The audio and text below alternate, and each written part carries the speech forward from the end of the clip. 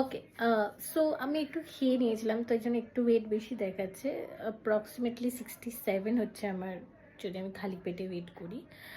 তো আম আমরা 67 কেজি ধরেই চলবো। আর ঠিক আজকের থেকে ১ সপ্তাহ পরে, আজকে ৭ তারিখ। সো নেক্সট বৃহস্পতিবারে আমরা আবার ওয়েট চেক করব। আর সেই সময় আমি যে ডায়েটটা করব সেটা তোমাদের সাথে আমি শেয়ার করি। মর্নিংয়ে আমি সাধারণভাবে আদা জল খাই, এবং সেটা আমার ক্ষেত্রে বডিতে খুব ভালো কাজ করে। আজকে আমি যেটা করেছিলাম সেটা হচ্ছে আমি জিরা দিয়েছিলাম, তার মধ্যে কিছু উম, উম, কি বলে মেথি দিয়েছিলাম, দেন মৌরি দিয়েছিলাম, সব দিয়ে ফুটিয়েছিলাম আদা দিয়ে, অ্যান্ড এভরিথিং দিয়ে ফোটানোর পরে যেটা হয়েছিল সেটা জলটা আমি গরম জলটা অ্যাজ চা হিসেবে খেয়েছিলাম। তো প্ল্যান তো আছে যে এভরিডে তাই করব, যদি নাও হয় অ্যাটলিস্ট আমি আদা জলটা খাবো, সব দিয়ে যদি নাও ফোটাতে পারি। তোমরাও যদি পারো তাহলে অ্যাটলিস্ট আদা জলটা খেও। অনেকে বলে লেবু জল, যে যেটা পারে। আমি লেবু জলটা খেতে পারি না, আমার প্রচণ্ড টক লাগে, তো আমি আদা জলটা খাই, and that works miraculously good for me. So এইটা আজকে। তারপরে আমি এখন যেটা খেলাম সেটা হচ্ছে দুটো সেদ্ধ ডিম খেলাম। সেদ্ধ ডিমের এগ হোয়াইটটা খেলাম, স্পেসিফিক্যালি এগ হোয়াইট খেয়েছি। এখন আমার মা যেটা বানাচ্ছে সেটা হচ্ছে ডাল। ঠিক আছে, ডালের মধ্যে বিভিন্ন সবজি দেবে, ফুলকপি অ্যান্ড এভরিথিং। তো সেটা দিয়ে একটা ফুটিয়ে একটা স্যুপের মতো বানিয়ে দেবে আমাকে, পালং শাক দেবে তার মধ্যে। তো সেইটা আমি খাবো।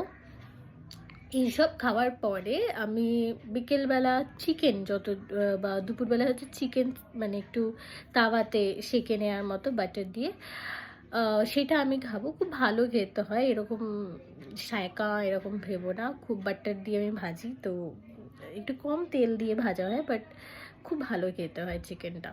সো আমি বলবো যে তোমরাও ট্রাই করো। এবং এই ডায়েটটা আমার পক্ষে একটু ইজি আমার মনে হয়, কারণ কি আমার ক্রেভিংস থাকে। আর আমি নিজে দেখেছি যেটা আমার বডিতে কাজ করে সেটা হচ্ছে যত আমি কার্বস খাই আমার ক্রেভিংস তত ক্রিয়েট হয় অ্যাকচুয়ালি। তো শেষ পর্যন্ত গিয়ে সেজন্য ওভার ইটিং হয়ে যায়, আর কার্বস আমাদের বডিতে সেই সিগন্যালটাই পাঠায় যে এটা খাওয়ার পরে আরও খেতে হবে, নয়তো আমার ইচ্ছা করছে আরও খেতে, এটাই পাঠায়। তাই জন্য আমার আরও ক্রেভিংস হয়, যেটা আমি কন্ট্রোল করতে পারি না।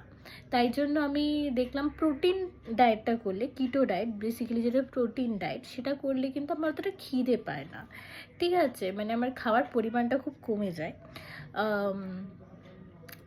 আই ফিল ফুল। যদি আমি 2 পিস চিকেনও খাই আমি অনেকক্ষণ ফুল থাকি, আমার কোনো ক্রেভিংস হয় না।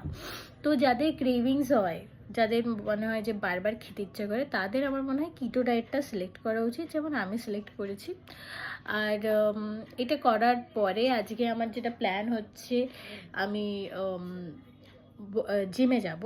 তো জিমে যাওয়ার আগে আমি ট্রাই করব কিছু হোম ওয়ার্কআউট করার, কার্ডিও করার।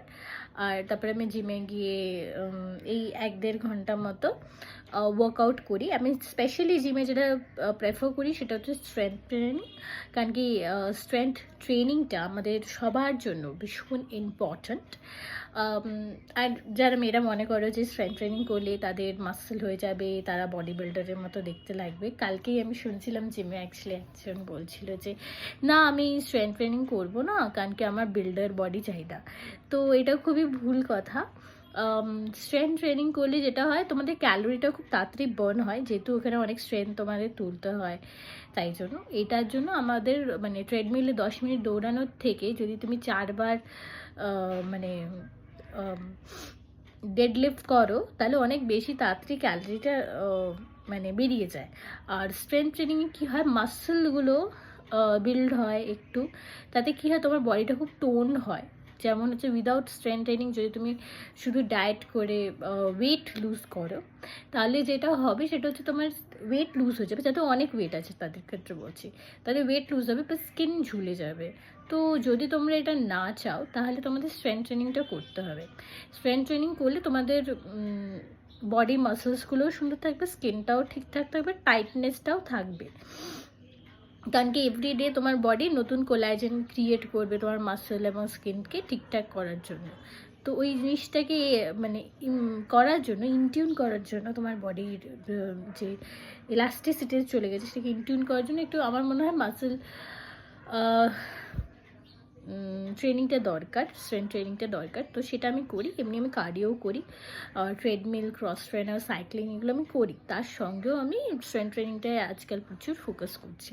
তো কালকে আমার লেগস ডে ছিল। আজকে তোমরা ধরো যে আজকে থেকে আমি জিমে যাচ্ছি, অ্যাকচুয়ালি 1 সপ্তাহ আগে থেকে আমি জিমে জয়েন করেছি। তো রেজাল্ট তোমাদের সামনেই, 1 কেজি মতো আমার কমে গেছে যা ছিল তার থেকে।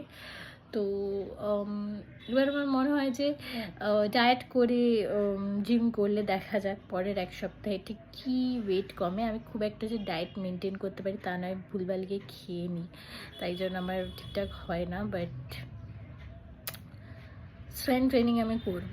তো আমি তোমাদেরকে একটা লিঙ্কও দিয়ে দিতে পারি যেখান থেকে তোমরা দেখে দেখে কার্ডিও করতে পারো। ওই চ্যানেলটাকে আমি ফলো করি, ওদের কার্ডিওগুলো ভীষণ ভালো।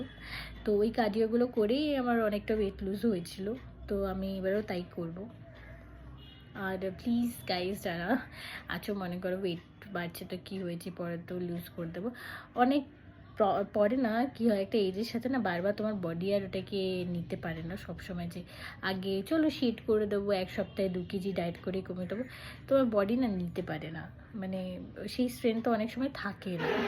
তো আমার ক্ষেত্রে সেটাই হচ্ছিল যে আমি সাধারণভাবে ডায়েট করলে ফটফট করে আমার ওয়েট কমে যাওয়ার কথা, কিন্তু হচ্ছিল না। ঠিক আছে, তার জন্য আমি গিয়ে জিমে জয়েন করলাম যে ওকে বাইরে থেকে একটা পুশ দরকার আছে ডায়েট ছাড়াও। দো ওয়েট লুজে diet is 90% and gym is 10%, তবুও আমার একটা আদার পুশ দরকার ছিল, তার জন্য গিয়ে আমি জিমে কিন্তু ভর্তি হয়েছি। তো এটাই বলার ছিল। অ্যান্ড লেটস সি যে কী হয়। আমার ইচ্ছা তো আছে অ্যাটলিস্ট এই মান্থে মিনিমাম 7 to 8 কেজিস কমানো। 7 to 8 কেজিস কমানোতেও মনে হয় খুব কমই হবে, তবুও আমি 60 কেজিস হব।